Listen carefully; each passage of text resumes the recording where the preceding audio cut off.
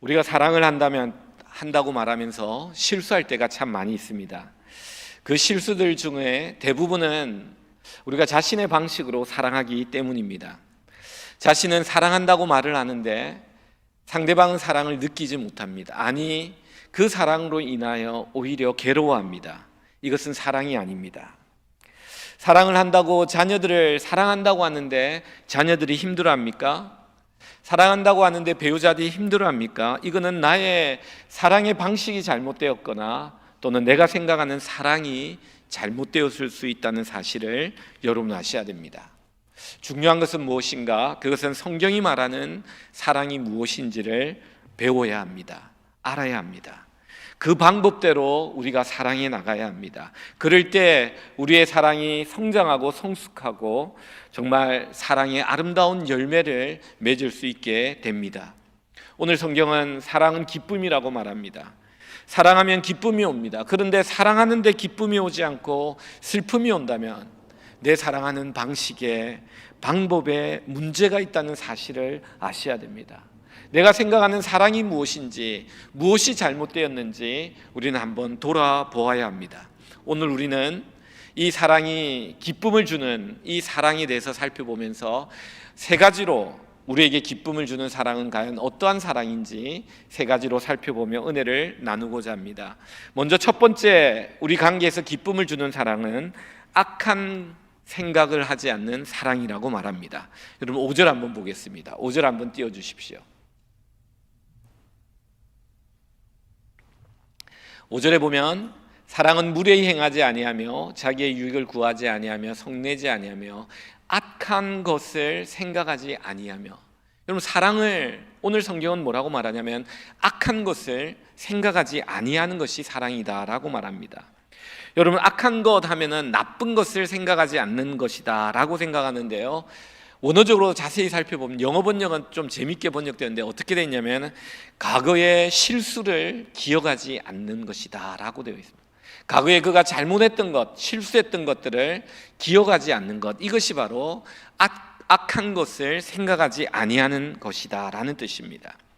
여러분 다른 말로 하면요, 악한 생각은요, 그것은 바로 과거의 실수를 기억하는 것입니다. 관계에서 이 악한 것은 뭐냐면요, 기억할 뿐만 아니라 과거의 실수를 기억할 뿐만 아니라 때마다 시마다 필요할 때 그것을 이야기하는 것, 이것이 악한 것이라고 말합니다. 사랑의 관계에서 악한 것이 이거라는 것을 여러분 아셔야 합니다. 과거의 실수를 기억하고 그것을 늘 생각하며 그 사람을 만나기 전에 선입견적으로 내 마음에 드는 이 생각, 이게 악한 것이라고 말합니다. 아가페의 사랑은요, 오늘 이 본문은 상대방의 실수를 기억하지 아니하는 마음이다라고 말합니다. 상대방의 섭섭함을 기억하지 아니하는 마음이다라고 말합니다. 처음 만날 때마다 마치 아무 일도 없었던 것처럼, 처음 만나는 것처럼 늘 새롭게 만나는 것을 의미합니다. 아침마다 주의 은혜가 새롭듯이 그 사람을 만날 때마다 늘 새로운 사람으로 대하듯이 만나는 이 마음, 이것이 바로 악한 것을 생각하지 않는 마음입니다.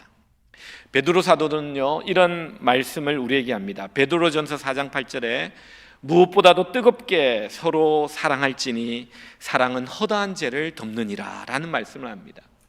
베드로 사도는요, 뜨겁게 서로 사랑하라고 말합니다. 그 뜨거운 사랑은요, 상대방의 허물까지, 그 죄까지 덮어주는 사랑이다라고 말합니다. 베드로가 왜 이런 고백을 합니까? 자신은 이 자신의 허다한 죄와 허물을 덮어주는 뜨거운 사랑을 경험했기 때문입니다. 얼마나 예수님 앞에서 많은 실수를 했는지 모릅니다. 심지어는 예수님을 모른다고 3번이나 그는 부인했던 자 아닙니까? 그런데 그 주님은 마치 그것을 기억하지 않은 것처럼 뜨겁게 그를 사랑하고 그의 허물을 덮어주셨습니다. 베드로는 이 자신의 실수와 가오를 덮어주시는 이 예수님의 사랑을 몸소 체험하고 나서 그들의 제자들에게 그리고 성도들에게 편지하기를, 여러분 서로 뜨겁게 사랑하십시오. 이 뜨거운 사랑은 상대방의 허물을 덮어주게 됩니다 라고 강하게 이야기하고 있는 겁니다.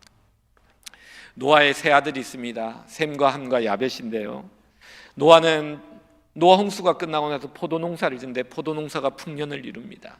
그래서 포도주를 담고 먹었는데 그 포도주에 취해가지고 너무도 옷을 벗는 실수를 합니다.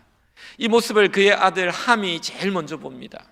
보고 나서 아버지의 허물을 보고 그는 나가서 형제들에게 말합니다. 아버지의 수치를 이야기합니다. 이거는 드러내는 영성, 드러내는 마음입니다. 다른 사람의 잘못과 허물을 드러내는 자입니다. 여기는 사랑이 부족한 것입니다. 상대방이 나중에 알게 될 때 얼마나 수치스러울지, 얼마나 아플지를 배려하지 못하는 마음입니다. 그런데 다른 두 아들 셈과 야벳은 다릅니다.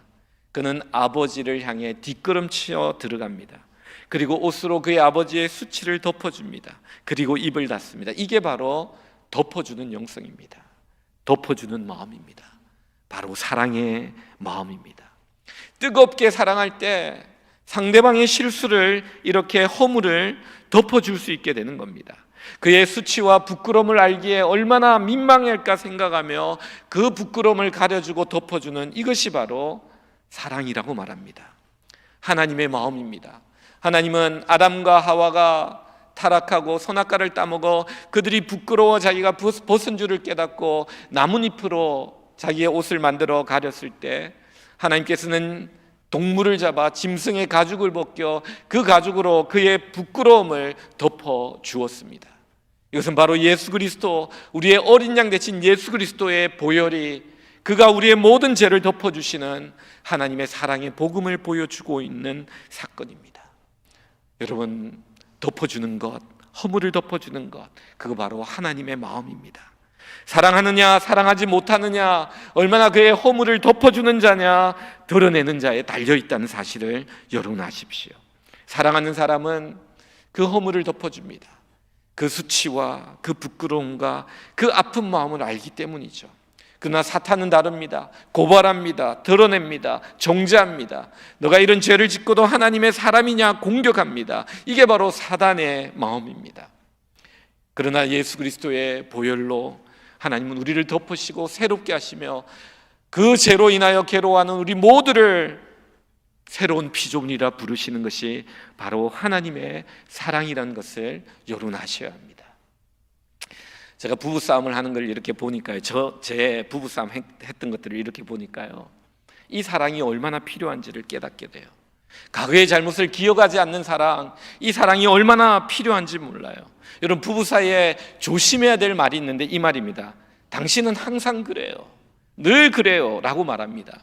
그러면 상대방은 뭐라고 말한 줄 아닙니까? 이렇게 말, 내가 언제 항상 그랬어요? 가끔 그랬죠. 부부싸움 할 때 보면요, 막 왔다 갔다 몇 번 말하고 나면요, 자세히 들어보면요, 여러분 한번 살펴보십시오. 항상과 가끔이 싸우고 있어요. 항상 그랬다는 사람과 가끔 그런다는 이 항상과 가끔이 싸우고 있는 모습을 봅니다. 여러분, 당신은 항상 그래요, 이게 얼마나 상대방의 마음을 아프게 하는 말인지를 여러분 아셔야 됩니다. 그는 과거의 실수를 기억하는 악한 것이라는 것을 여러분 아셔야 돼요. 아가페의 사랑은요, 당신은 늘 그래요 라고 말하지 않아요. 여러분, 사랑은요, 아가페의 사랑을 가지면 이런 말을 해요. 건망증 환자가 된다는 겁니다. 과거의 실수를 기억하지 못합니다. 이게 사랑의 힘입니다. 그러나 우리의 사랑이 부족하고 사랑이 식게 되면 과거의 실수가 선입견으로 자리 잡아 말할 때 튀어나온다는 겁니다. 부정적인 말이 나온다는 겁니다. 저 사람은 항상 저래 라는 말이 나와 싸움이 일어난다는 거죠. 여러분, 이런 말이 나올 때마다 여러분 생각해야 됩니다. 나에게 사랑이 부족하구나, 나에게 하나님의 사랑이 부족하구나, 이것을 알아야 돼요. 아가페의 사랑을 가진 사람은요, 상대방을 향하여 절대로 실망하지 않습니다. 과거의 실수를 생각하며 기억하며 그를 실망하고 선입견으로 판단하는 게 아니라 그가 어떤 실수를 할 때마다 항상 미래를 소망적으로 바라보며 이야기한다는 사실을 여러분 아셔야 돼요. 그런 실수들이 또 보이면 오히려 기도해 줍니다. 더 아름답고 더 나은 자가 되기를 원하는 마음으로 기도합니다. 실망하면서 기도하는 게 아니에요. 소망하면서 믿음으로 기도하는 것이 바로 이 아가페의 사랑의 특징입니다. 베드로의 서로 뜨겁게 사랑할지니, 이 뜨겁게 사랑하라는 말은 어떤 의미가 있냐면요, 상대방이 달라지기를 바라는 마음으로 기다리지 말고 오직 내 편에서 뜨거운 사랑을 부어주라는 것입니다. 상대방의 어떤 것들을 기대하는 마음이 없어요. 오직 내 안에 활활 타오르는 뜨거운 하나님의 사랑으로 그저 부어주는 이 사랑이 뜨거운 사랑입니다. 이 뜨거운 사랑은요, 첫사랑의 열정과 비슷합니다. 처음 사랑에 빠질 때 얼마나 뜨거워집니까? 상대방의 허물이 보이지 않아요. 장님이 되고 봉사가 된다 그러잖아요. 마냥 좋아요. 허물이 보이지 않는 이것이 바로 뜨거운 사랑입니다. 정말 어떤 것도 기대하지 않고 어떤 것도 저지하지 않고 판단하지 않고 나에게 보여주신 그 하나님의 사랑으로 그를 사랑하기만 하면은 그 사랑이 뜨거움으로 부어지면은 많은 문제가 해결되는 것을 봅니다. 아이가 태어날 때 얼마나 내 안에 뜨거운 사랑이 일어납니까? 그저 바라만 보아도 사랑스럽지 않았습니까? 몸짓, 손짓, 말 한마디에 그 사랑이 흘러나오는 것을 봅니다. 아가페의 사랑을 가진 사람은요, 이런 생각을 합니다. 모든 문제는요, 나에게 있는 겁니다. 나의 사랑의 양에 달려져 있는 겁니다. 내가 어떻게 사랑하느냐에 따라 관계는 달라지는 거예요.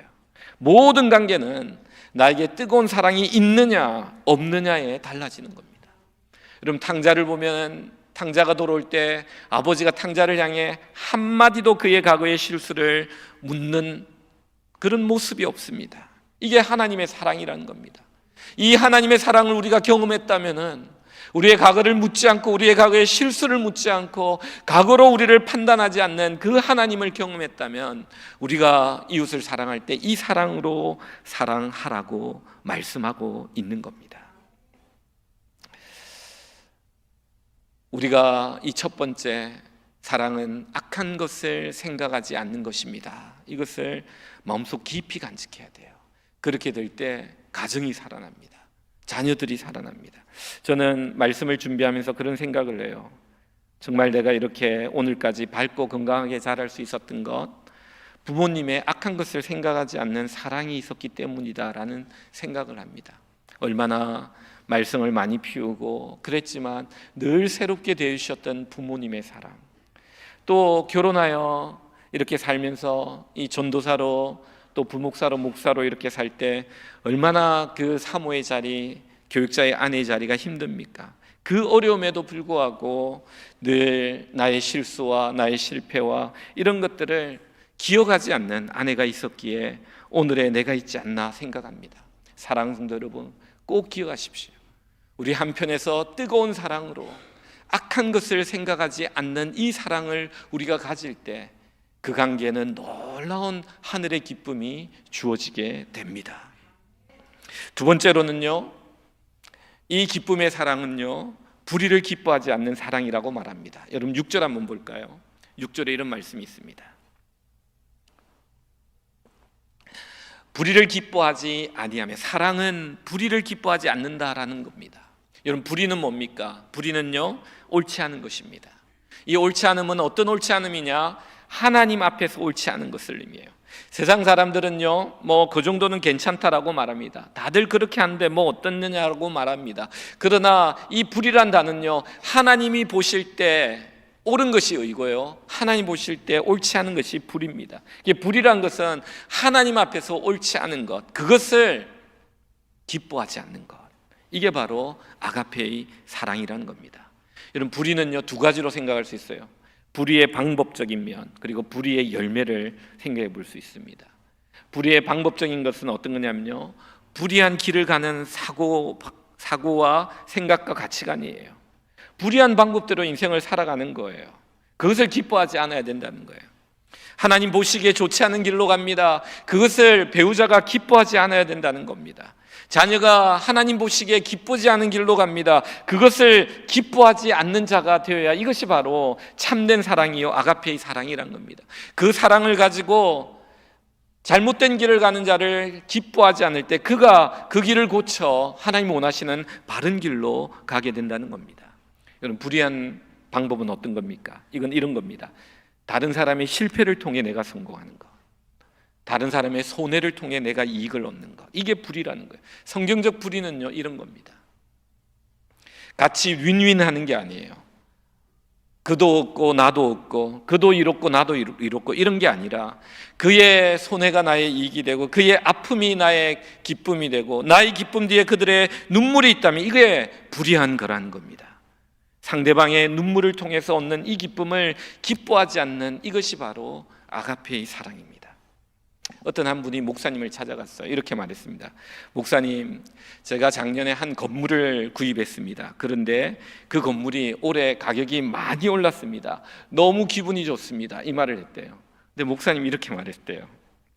성도님, 1년 사이에 건물의 값이 올라간 것 너무 기분 좋으시겠지만 작년에 그 건물을 파신 분은 얼마나 사정이 있어 팔았겠지만 얼마나 배가 아프시고 마음이 아프시겠습니까? 그러니까 너무 기뻐하지 마시기 바랍니다. 오른 건물의 가격으로 기뻐하기보다는 작년에 그것을 어쩔 수 없이 팔아 이것으로 인하여 아파하는 사람의 마음을 헤아리는 마음을 가지셔야 합니다. 와, 제가 이 글을 읽고 깜짝 놀랐어요. 그 목사님을 존경하기로 했습니다. 여러분, 이게 바로 불의를 기뻐하지 않는 생각입니다. 마음입니다. 우리가 이 땅을 살면서 우리가 이익을 추구하고 이익을 통해서 우리가 그 유익을 통해서 우리의 삶의 안정을 가져오고 이런 것들은 당연한 겁니다. 그러나 우리의 이런 것들이 불의한 방법으로 될 때 그 이익과 그 불의한 열매를 기뻐하지 않는, 그 가정을 기뻐하지 않는 배우자가 있다면, 그런 부모가 있다면 그 사람이 바로 아가페의 사랑을 가진 사람이라는 겁니다. 제가 아는 후배 목사 중에 한 괴짜 같은 목사가 있습니다. 이 괴짜 같은 목사가 간증하는 이야기를 들었는데 너무 재밌었어요. 이 괴짜 같은 목사가 자기가 부목사 생활을 할 때 일을 이야기했는데, 한국에서 목회를 할 때인데 어떤 성도가 와가지고 목사님, 저희 개업 예배를 드리는데 와서 좀 예배를 드려달라는 거예요. 근데 담임 목사님께 말씀을 미안해서 부탁을 못하고 부목사님께 부탁드립니다. 와서 좀 예배를 드려달라. 알고 보니까 노래방 같은 건데 막 술도 팔고 막 그런 거라 가지고 이 담임 목사님한테 부탁을 못했던 거예요. 이 괴짜 같은 부목사가 가서 예배를 드리면 제가 가서 예배 드리겠습니다. 가서 예배를 드리는데 기도를 하는데 이 친구가 이렇게 기도했습니다. 하나님, 이 가게가 속히 망하게 도와주시기 바랍니다. 하나님의 자녀가 이렇게 돈을 버는 것 때문에 괴로워하는 이 집사님의 마음을 헤아려 주시고, 이 집사님이 하지 못하니 하나님께서 하셔서 깨끗하게 망하도록 도와주시기 바랍니다. 이 집사님 마음을 보면 담임 목사님에게 부탁하지 못하고 저에게 부탁하는 것을 보니 그 마음에 양심과 신앙이 아직 살아 있습니다. 하나님, 이 집사님의 갈등을 주님께서 깨끗이 해결해 주시기 바랍니다. 여러분 어떻습니까? 칼빈은 이런 말을 합니다. 목회자로 부름받은 이것만 성직이 아니라 우리가 이 땅을 살아가는 모든 삶의 직업은 다 거룩한 하나님의 콜링, 성직입니다. 그리고 그 끝에 뭐라고요? 그러나 단 하나, 사람들로 하여금 죄를 짓게 하는 그 직업은 우리 성도들은 가져서는 안 되는 것입니다 라고 말하는 거예요. 돈을 벌어줬습니다. 그러나 그 돈을 버는 과정에 있어서 그 직업이 다른 사람들을 범죄케 하고 죄짓게 하는 거라면 성도들은 깊이 생각해야 된다는 겁니다. 남편이 돈을 많이 벌어왔습니다. 근데 그 돈이 불의한 방법으로 벌어온 돈이라면 그것을 기뻐하지 않는 배우자가 될 때 그 사람이 그 배우자를 참으로 사랑하는 자요, 그 자녀를 참으로 사랑하는 자요, 아가페의 사랑으로 그 가정을 사랑하는 자라는 겁니다. 불의의 가정뿐만 아니라 불의의 열매들을 기뻐하지 않을 수 있는 마음, 그것이 바로 아가페의 사랑이 이야기하고 있는 기쁨이라는 겁니다. 왜 그러냐? 이 땅에서 이 불의한 열매들을 통해서 한두 번 이 불의한 재물을 기뻐하고 좋아하다 보면은 계속 그 배우자는 불의한 재물들을 추구하게 되고, 결국 이 땅에는 불의한 재물들은 창고에 쌓일 수 있지만 그것으로 인하여 마지막 날 하나님 앞에 두려운 심판을 받을 수 있기 때문입니다. 그도 망하고 나도 망하고 우리가 망할 수 있는 것이 바로 이런 불의한 열매들이기 때문에 아가페의 사랑을 가진 사람은 어떻게 하느냐? 바로 이러한 불의를 기뻐하지 않는 자라고 성경은 말씀하고 있다는 겁니다. 배우자나 자녀가 이 세상에서 기준으로 볼 때 아무리 좋아도 신앙적으로 영적으로 보아 하나님이 기뻐하는 일이 아니라면 그것을 함께 기뻐하지 않는 이것이 바로 아가페의 사랑입니다. 이 불의를 기뻐하지 않는 사랑은 얼마나 강한 사랑인지 모릅니다. 그러나 이 시대에 얼마나 필요한 사랑인지 모릅니다. 어떤 사람은요, 수단과 방법을 가리지 말고 돈 좀 벌어라고 이야기합니다. 그거 잘못된 겁니다. 하나님 앞에 불의한 것들을 기뻐하지 않는 마음, 이 마음으로 배우자를 사랑하고 가정을 사랑하고 자녀들을 사랑해 나갈 때 하나님은 그 사랑 안에 참된 기쁨이 주어지게 될 것이라고 말씀하고 있다는 것을 우리는 기억해야 합니다. 마지막 세 번째입니다. 세 번째는요, 이 기쁨을 이야기할 때 진리와 함께 기뻐하는 사람이 되라고 말합니다. 이 사랑은 진리와 함께 기뻐하는 사랑입니다. 여러분 6절 다시 한번 봅니다. 사랑은 불의를 기뻐하지 아니하며 사랑은 진리와 함께 기뻐하고. 여러분 여기서 함께라는 것은요, 대상을 의미하는 것 같지만 이 말씀을 깊이 묵상하면 진리와 함께 기뻐한다는 것은 대상이 아닙니다. 진리는 대상이 아니라 진리는 원인입니다. 이유입니다. 우리가 기뻐하는 이유와 원인이 어디 있어야 되느냐? 그것은 바로 진리라는 것입니다. 내가 진리 때문에 기뻐하는 사람이 되어야 된다는 겁니다. 이 세상에 얼마나 많은 기쁨의 이유가 있는지 모릅니다. 많은 기쁨의 원인이 있는지 모릅니다. 어떤 사람은 물질로 인해 기뻐합니다. 어떤 사람 자신의 명예로 인해 기뻐합니다. 자신의 업적과 성취와 자녀들 여러 가지 자신의 자랑거리로 인하여 기뻐합니다. 이런 것들이 그들이 함께 기뻐하는 이유와 원인이 됩니다. 그런데 오늘 성경은 뭐라고 말하느냐? 이 세상에 살아갈 때 하늘의 기쁨은, 아가페 사랑의 기쁨은 오직 진리와 함께 기뻐하는 것, 진리가 기쁨의 원인이 되고 이유가 되는 이 사람이 바로 아가페의 사랑을 가진 하나님의 사람이라고 말합니다. 여러분 진리는 무엇입니까? 성경은 이렇게 말합니다. 예수님이 가라사대 내가 곧 길이요 진리요 생명이니 나로 말미암지 않고는 아버지께로 갈 자가 아무도 없다고 하셨습니다. 성경은 예수님이 진리라고 말합니다.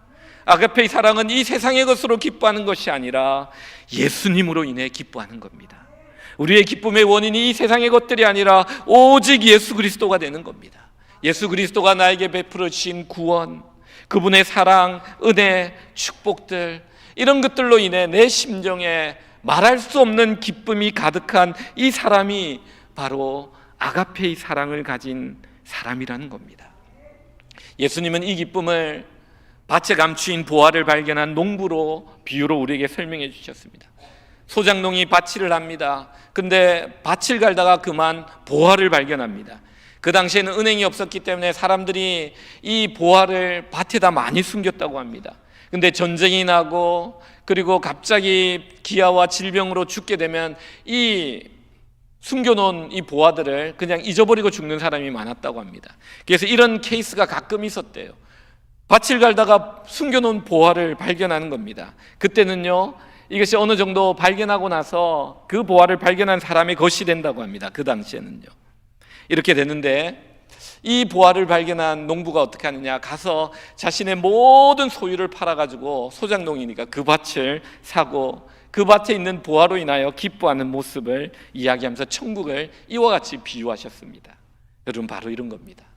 이 세상 살아가면서 이 세상의 모든 것보다 오직 예수 그리스도를 발견한 이 기쁨으로 살아가는 이 사람이 하나님의 아가페의 사랑을 아는 자입니다. 사도 바울은 이렇게 말합니다. 예수 그리스도를 아는 지식이 가장 고상한 지식입니다. 그래서 내가 가지는 이 세상의 자랑들, 이 모든 것들을 나는 배설물로 여깁니다. 왜냐하면 나의 이 자랑을 자랑하다, 이 자랑으로 기쁨을 가지다가 이 가장 고상한 지식을 얻지 못할까 봐, 이 가장 고상한 지식, 예수 그리스도를 아는 지식을 얻기 위해 예수 그리스도를 발견하고 그 안에서 발견되고 그를 소유하기 위해 나는 가진 모든 것들을 배설물로 여깁니다. 여러분 이게 바로 예수 그리스도 진리와 함께 기뻐하는 사도 바울의 모습입니다. 예수님 한 분을 모시고 사는 것이 기쁩니다. 그분을 알고 교제하는 것이 기쁩니다. 그분과 동행하는 것이 기쁩니다. 이것이 바로 아가페의 사랑을 가진 사랑하는 사람의 모습이라는 겁니다. 여러분, 진리와 함께 기뻐한다는 것은 예수님으로 인하여 기뻐하는 것이고, 또 한 걸음 더 나아가 진리신 예수님이 기뻐하시는 것이 나의 기쁨이 되는 겁니다. 진리를 행하며 기뻐합니다. 말씀대로 살아가며 기뻐합니다. 말씀에 순종하며 하늘의 역사와 하늘의 임재와 하나님의 살아계심이 내 삶 속에 증거될 때 그것으로 인해 기뻐합니다. 오직 그 가정과 그 사람을 인도하는 것은 말씀입니다. 말씀이 그 가정의 등대가 되고 빛이 됩니다. 그 말씀이 그들을 인도하고 보호합니다. 그 말씀이 길잡이가 되고 두 갈래 길이 날 때마다 말씀을 따라 그 말씀대로 순종해 걸어가는 이 삶이 바로 하나님이 기뻐하시는, 진리와 함께 기뻐하는 자의 모습이라는 겁니다. 일제 식민지 때 일본이 우리나라를 다스릴 때 신사참배를 강조했습니다. 그 당시 많은 기독교의 목사님들과 성도님들이 신사참배는 우상숭배라면서 거부하면서 감옥에 많이 갇혔습니다. 그때 대표적인 그 사역을, 이 우상숭배, 신사참배를 반대했던 분이 주기철 목사님이십니다. 주기철 목사님이 감옥에서 옥고를 치르는데 너무 몸이 허약해서 장로님들이 신방 갔다가 몸이 너무 허약해서 그게 부탁을 해가 한 2, 3일 정도 보석으로 좀 풀려나도록 했습니다. 그래서 집에 와서 문을 두드리는데 사모님이 이 장로님들이 이렇게 한 소식을 몰랐던 거예요. 목사님이 문을 두드리며 여보 하고 부르는데 이 사모님 달려나가 보니까 목사님입니다.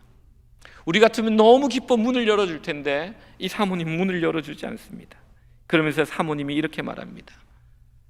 여보, 혹시 고문이 너무 힘들어 배교하여 풀려난 것이라면 여보, 다시 감옥으로 가시기 바랍니다. 나는 당신이 오는 것이 기쁘지만 더 큰 기쁨은 당신이 진리를 위해 살다가 진리와 함께 죽는 것입니다. 그러자 이 주목사님은 그게 아니라고 막 설명을 해줬어요. 그러니까 문을 열어줬대요. 저는 이 사모님을 보면 너무 아름다운 신앙이라는 생각이 들어요. 진리와 함께 기뻐하는 것이 무엇인가? 사랑한 남편이 감옥에서 나오는 것, 이거 어찌 기쁘지 않을 수 있습니까? 그러나 그것보다도 남편이 진리와 함께 살다가 불의함으로 오는 기쁨이 아니라 진리와 함께 살다가 감옥에서 죽는 것이 사모님이 더 기뻐하는 모습이라는 이 고백. 여러분, 오늘 이 시대를 살아가는 우리가 이런 고백을 드릴 수 있을까요? 내가 이 세상에서 성공하고 많은 사람들의 존경과 사랑을 받는, 인정받는 사람이 되는 것보다 내가 하나님 앞에 바르게 살고 의롭게 살고 정직하게 살면서 이 세상에는 성공하지 못했다 할지라도 내 사랑하는 자녀와 내 배우자와 내 주위 사람이 정말, 그리고 무엇보다도 하나님께서 나를 인정해 주시는 그것으로 인하여 기뻐하며 인생을 담대히 걸어갈 수 있는 사람이 된다면 바로 그 사람이 진리와 함께 기뻐하는, 이 세상에서 참된 가장 지고의 기쁨을 누리는 하나님의 사람이 되는 것입니다. 사랑하는 성도 여러분, 우리는 이걸 기억해야 됩니다. 진리와 함께 기뻐한다는 것은 진리신 예수님 한 분으로 기뻐하고, 그리고 진리신 예수님을 기쁘게 하는 그 삶을 때때로 고난이 있다 할지라도 그 말씀대로 살아가며 그 삶이 기쁨이 되는 자가 될 때, 그곳에 하나님의 임재와 하나님의 나타나심과 하나님의 살아계심이 경험될 때, 이것이 이 땅에 살아가는 최고의 기쁨이라고 성경은 우리에게 말씀해 주고 있는 것입니다. 말씀을 맺습니다.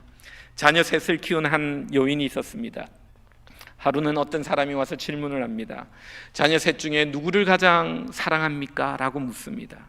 그때 이 여인은 이렇게 대답합니다. 막내가 병들었을 때 그때 막내를 가장 많이 사랑했습니다. 둘째가 방황할 때 그때는 둘째를 가장 많이 사랑했습니다. 첫째가 학교 성적과 이성 문제로 괴로워할 때 그때는 큰 아이를 가장 많이 사랑했습니다. 여러분, 이게 바로 아가페의 사랑입니다. 연약한 자, 연약할 때 그 연약함을 기억하는 것이 아니라 그 연약함을 찾아가 덮어주며 그 연약함이 강함으로 나타낼 때까지 기도하며 사랑해주는 이 사랑.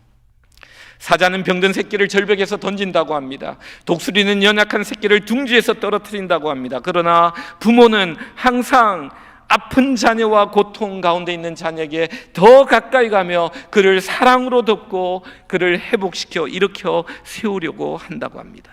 바로 이게 바로 아가페의 사랑이요, 하나님의 사랑이요, 하나님이 우리에게 베푸신 사랑이요, 우리가 베풀어야 될 사랑입니다. 죄의 문제로 죽을 수밖에 없는 우리들을 주님은 찾아와 그리스도의 보혈로 우리를 덮어주셨고, 연약한 우리를 불의한 것을 기뻐하는 삶이 아니라 진리와 기뻐하는 그 자리까지 우리를 인도하시는 이 놀라운 하나님의 사랑, 이 사랑이 우리 삶 속에 올해 한 해 우리 가정 가운데 가득 넘치시기를 주님의 이름으로 축원드립니다.